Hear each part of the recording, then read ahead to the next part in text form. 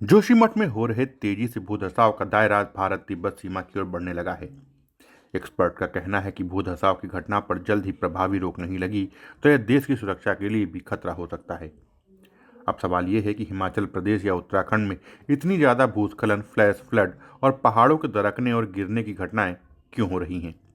इसके पीछे की क्या वजह है? क्या इंसानी गतिविधियों की वजह से ऐसा हो रहा है? क्योंकि साल 2014 से 2020 तक देश भर में भूस्खलन और पहाड़ों के गिरने की करीब 3,656 घटनाएं हुई। वहीं हिमाचल प्रदेश और उत्तराखंड जैसे पहाड़ी इलाकों में अक्सर हमें फ्लैश फ्लड, भूस्खलन और पहाड़ों के गिरने की खबर मिलती है। पिछले कुछ सालों में ये घटनाएं बढ़ गई हैं। इसके पीछे बड़ी वजह है कि पारिस्थितिकी के अनुसार संवेदनशील हिमालयी इलाकों में इंसानों की गतिविधियां बढ़ना। हिमाचल और उत्तराखंड के पहाड़ उम्र के हिसाब से युवा हैं, ये अभी मजबूत हो रहे हैं। ऐसे में इन पर हो रहे विकास कार्यों की वजह से दरारें पड़ती हैं, टूट फूट होती है, जिससे पहाड़ों का भार संतुलन बिगड़ता है। बारिश के मौसम में बारिश के बाद इनकी नींव कमजोर हो जाती है और ये टूटकर गिरने लगते हैं। हाइड्रो पावर प्रोजेक्ट, सुरंगों और सड़कों के निर्माण के लिए तेज विस्फोट। हाइड्रो पावर प्रोजेक्ट सुरंगों और सड़कों के निर्माण के लिए तेज विस्फोट, ड्रिलिंग आदि से पैदा होने वाले कंपन इन पहाड़ों की ऊपरी सतह और पत्थरों को हिला देती है। केलांग और उदयपुर सब डिवीजन के जिलों में बादल फटने के बाद फ्लैश फ्लड की 12 घटनाएं हुई थीं।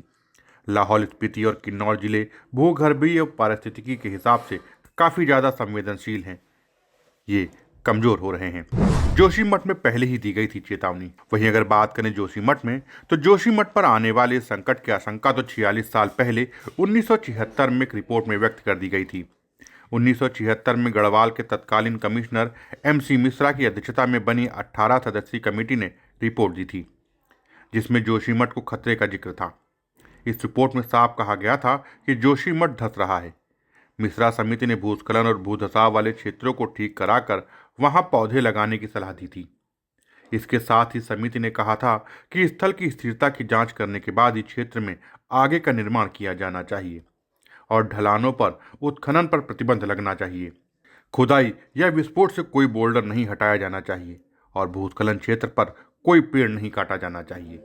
विशेष रूप से मारवाड़ी और जोशीमठ के बीच के क्षेत्र में व्यापक वृक्षारोपण कार्य शुरू किया जाना चाहिए और ढलानों पर जो दरारें विकसित हुई हैं उन्हें सील कर दिया जाना चाहिए। सबसे महत्वपूर्ण बात यह है कि पहाड़ की तलहटी पर लटकने वाले शिलाखंडों को उचित सहारा दिया जाना चाहिए और नदी संरक्षण के उपाय किए जाने चाहिए। लेकिन पिछले 46 सालों में जोशीमठ में वह सब कुछ उसी तरह होता रहा जिसकी मनाही की गई थी और वह नहीं हुआ जो करने के लिए कहा गया था। Bureau report, Dastak times.